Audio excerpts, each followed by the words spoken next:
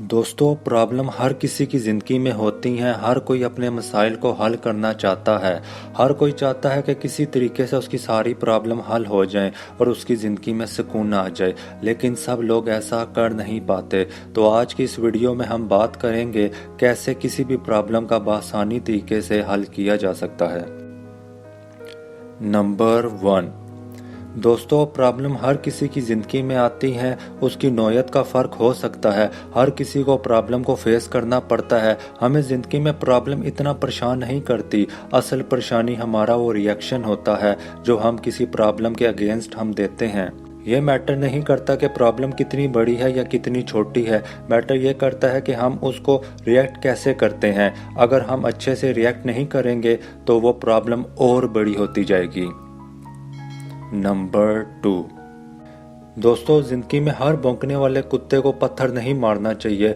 कुत्तों का काम होता है भौंकना। आप पत्थर मारेंगे, वो थोड़ी दूर जाकर फिर भौंकना शुरू हो जाएगा। इस बात से हमें यह सबक मिलता है कि हर बात का जवाब देना ज़रूरी नहीं होता। ज़रूरी नहीं होता कि हम अनतनकीवी बात का जवाब दें।